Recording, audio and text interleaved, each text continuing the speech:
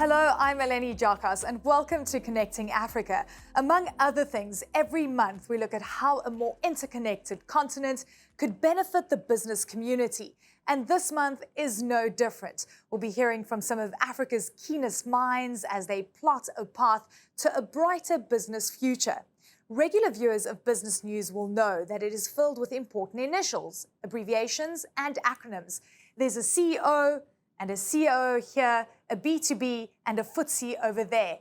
Our first story is no different as we head to Ghana for a meeting of the Africa Economic Zones Organization, also known as IZO. In simple terms, a special economic zone is a geographical area within a country where the rules of business are different to those that apply in the rest of the country. The general idea is that they should attract investors, which should, in turn, have a positive impact on areas such as job creation and social projects. Africa Economic Zones Organization is a continental association leading public and private institution in charge of the development, management and promotion of economic zones across the continent. The association was established in November 2015 by Tangermet Group in Morocco, the leading industrial and logistic hub in Africa and the Mediterranean region, with the objective to strengthen relationship among African economic zones, bringing together today more than 82 members representing 42 countries. IZO's 6th annual meeting took place in Ghana at the end of last year and featured many influential figures when it comes to discussing how best to conduct business on the continent. COVID-19 has been something that has hit the world, but it's also hit Africa in the sense that for supply chains, including food supply chains, it became so clear that logistics and trade is very important. So in that context, we saw that in Africa, because they considered food essential, they allowed for movement of essential goods, including foods, to travel. It became so clear that if there is a problem with logistics and trade, this would trigger inflation, this would trigger supply side issues. So COVID-19 showed us that Africa needs to have much more resilient supply chains. It also meant that Africa needs to invest in logistics and infrastructure.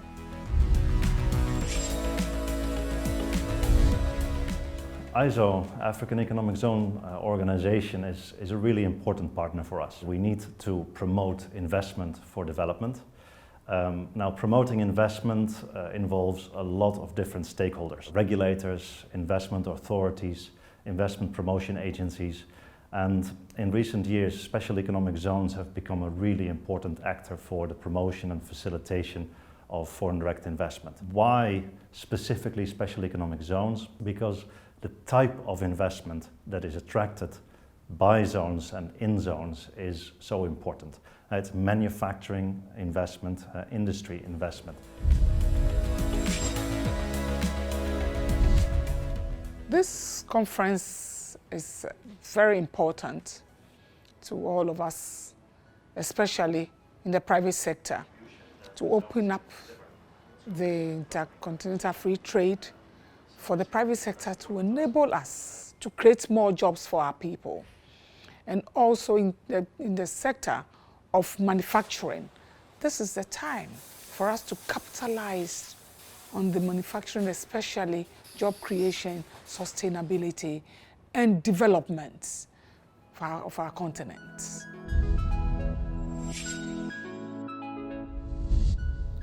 One of the main things is that when we bring our heads together, we'll be able to benefit in terms of sharing ideas, sharing platforms, sharing technology. These are some of the areas that we can benefit.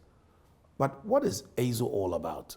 Economic zones are mainly getting together industrial parks and organized land for business. That is very crucial because if we want to expand business in terms of Africa, you want to manufacture in Morocco, or you want to manufacture in Algeria, or you want to manufacture in Kenya, you need to be able to go to an organization that organizes land for that particular purpose. IZO is growing fast.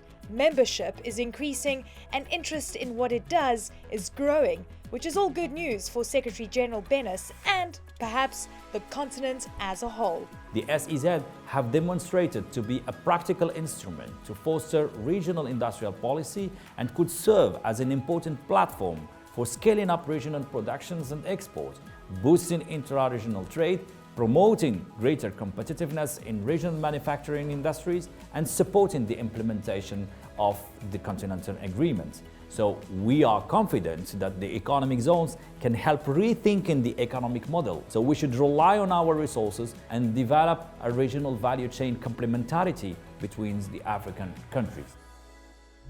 Plenty of food for thought there from a wide selection of people who are determined to see Africa prosper.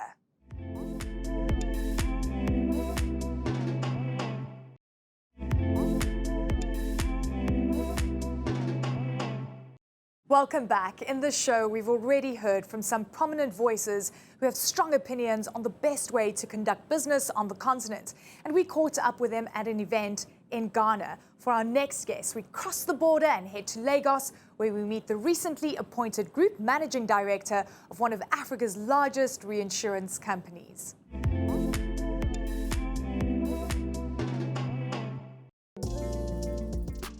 When it comes to the reinsurance industry in Africa, there's not much that Lawrence Nazare doesn't know.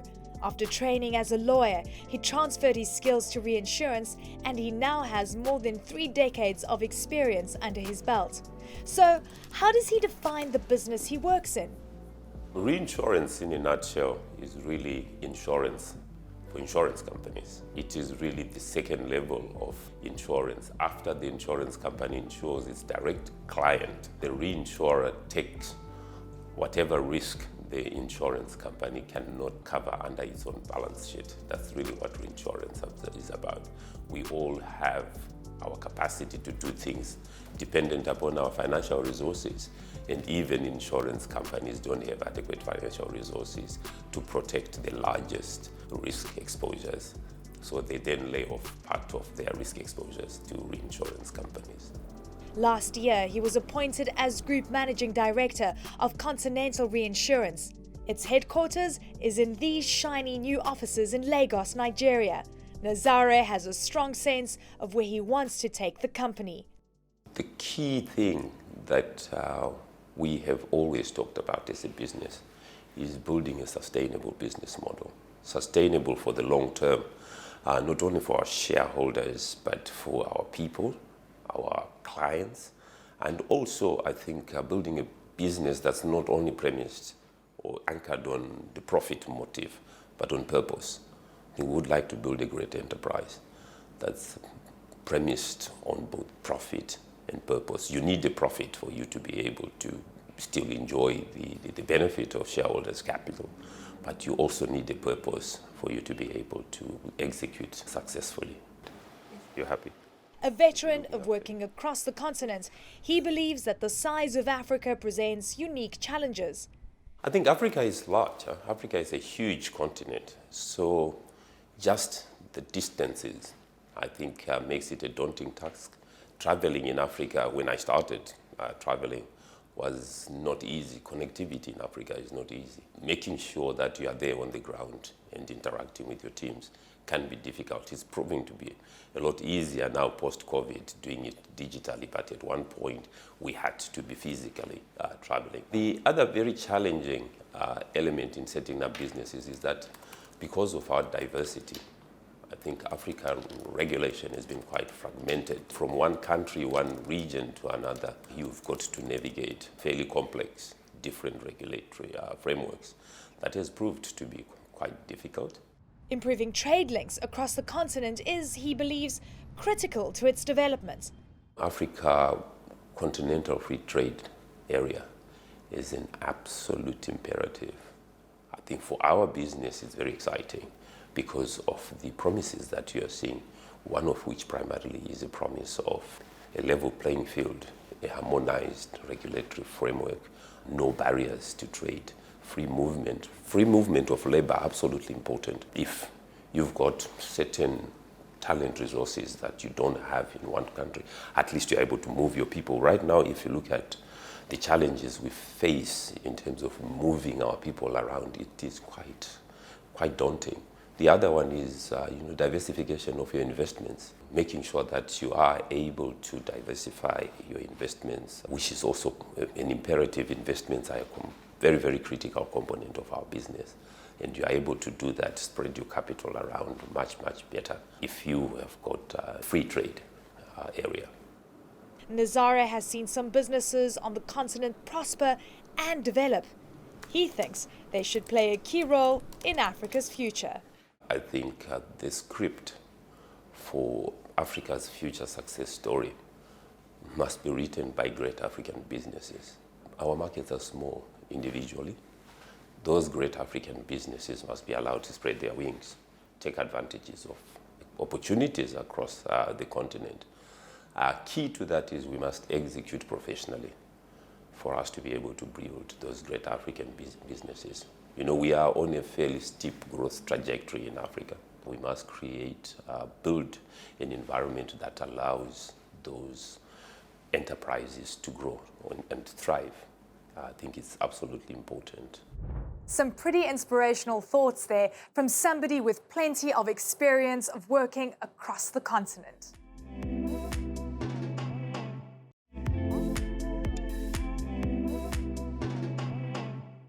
Hi, this is Connecting Africa, the show in which we look at the working world in every corner of the continent. Many people will know that when travel allows, I love to visit Egypt. The entrepreneurial flair of its people always inspires me. Next, we visit energy and infrastructure giant Elsewedy Electric. Established in 1938 as a family-run company, it now has over 14,000 employees and a presence in more than a dozen African countries. Softly spoken but fiercely focused, Ahmed El Sewedy is a passionate man. He's passionate about his business, his country, and the African continent. Africa is great. If I travel once per week, once per year to Europe, I travel 10 times to Africa. And I'm really always happy to travel to Africa. It's nice that in our business, when you do something, and a lot of people benefit from what you are doing, and you see there's a big development, and you see people are benefiting, and people have better living. Because I think the main purpose of our business is mainly for all people around us to have better living, to have better future. So if you are not able to do this for us, for the society, for the country, for the continent, then it's meaningless. Amongst many other things, what his company involves itself in is massive energy projects throughout Africa. Really, there's a lot of projects we are proud of. I'm very proud of the project of Tanzania, especially that this project in Tanzania will make a big difference of the country. And it's a big dream for all Tanzanians, and big dream also for Egyptians and for Africans, because it's from Africa to Africa. The same thing, electricity which will be generated will help a lot in the industrialization of Tanzania, which is a great thing. The same will help in irrigation. So it's a lot of things that can be done with one project. And this is really our main hope, how each project we do make a big difference in the lives of the people and even benefit our company and give good experience. Helping him realize his and his company's ambitions is the vice president who heads up the engineering and construction business. He says he relishes the opportunities that come with working for a pan-African business. Africa has been always underdeveloped, so the opportunities are tremendous. In every sector, you will find that there are lots of needs, and needs creates the business opportunities. Like his boss, he believes that a more connected continent will lead to a better Africa. We are close to each other in terms of culture, in terms of understanding values, and this is very important. Africa was always considered for its natural resources.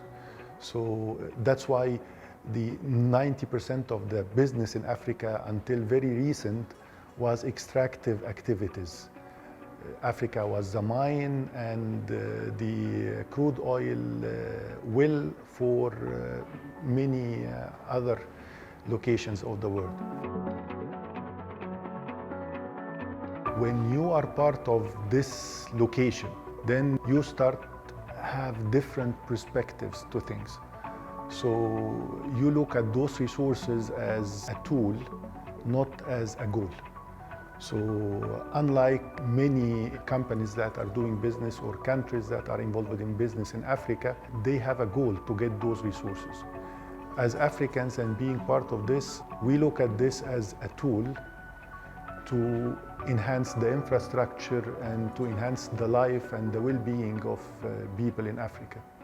100% with more connected Africa, things will be much better and people can travel from place to another and transferring technologies all around and helping each others. Of course, you can see what happened in the European Union, the same in a lot of other places. By connecting countries, it's really make a big difference in the living of people. A big company with big ideas for itself and the continent. See you after the break when we head to the vineyards of South Africa.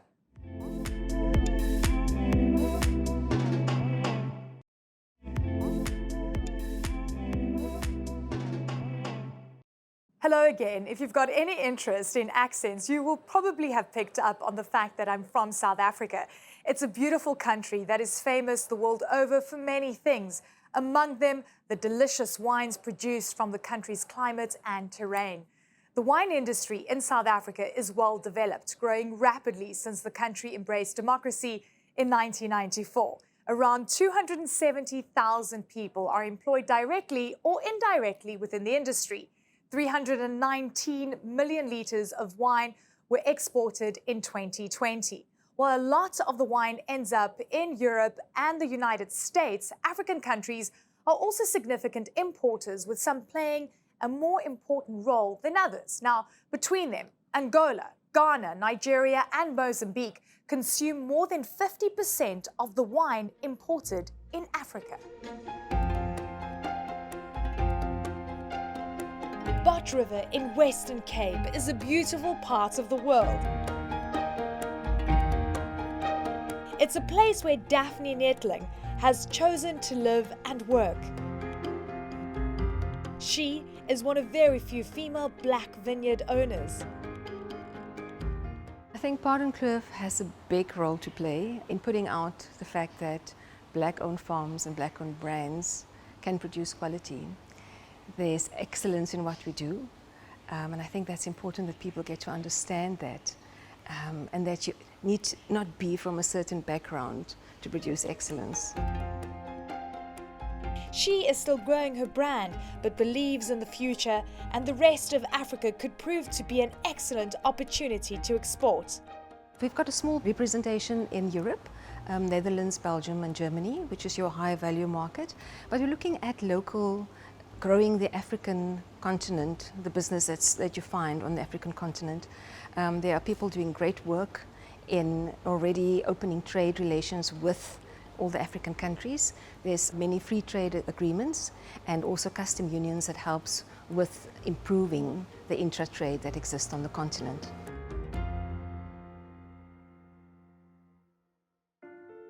Less than an hour's drive from the Pardon Kloof estate is another stunning property that produces world-class wines. Anthony Hamilton Russell is now the owner of a business that was started by his father. It was a passion project for him, something that was never meant to make money, but something he had done extraordinarily well. It's looking really good. When sanctions were lifted at the end of apartheid, Russell sensed that there might be increased opportunities for the business. So the goal really was to just find good distributors, to think of a strategy of where we should export, how much we should export, and how to go about it. And I'm now proud that nearly 31 years later, we're in 65 different countries. We've exported to Africa all along, and a lot of it has been requests that we've satisfied from people, catering both for locals and tourism, or Africans and tourism. And that is something that just from a a sheer brand visibility point of view is very important to us. And also just the emotional need to succeed in Africa. We are an African producer. Russell accepts that for him, at the moment, the African market is still pretty small for his business. But the CEO of Wines of South Africa, whose purpose is to promote South African wines abroad, believes the African continent could eventually provide massive opportunities. So first of all, Africa is very important for us because we are African. And what we're finding in Africa is it's an emerging continent of wine consumers. They don't know wine, but they are thirsty for knowledge, and they're very excited about hearing more about wine, particularly South African wine, because they feel that South Africa is part of their culture and the continent. So I think that's a given and very important that we establish a footprint in Africa. And we've done some activations as markets have opened up, and we've found that the tasting activations as well as the training courses have been exceptionally well attended and well supported. So for me, I think it's a very bright future for South African wine in Africa, particularly the East Coast and sort of the North area, countries where we're seeing some really good movement at the moment, Kenya, Tanzania, Nigeria's come back very well, so great recovery in Nigeria, and also some really good interest in Uganda and Ghana. When it comes to producing great wines for export, South Africa has many factors in its favor. Success seems to be based on whether you're prepared to put in the hard work.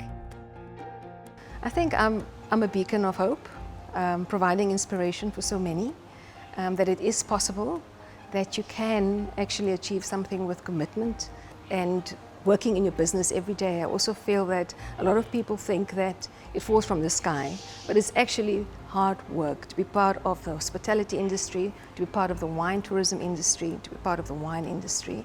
You have to show up to work every day, and you have to be committed, and you have to be passionate about what you do, which is the most important thing.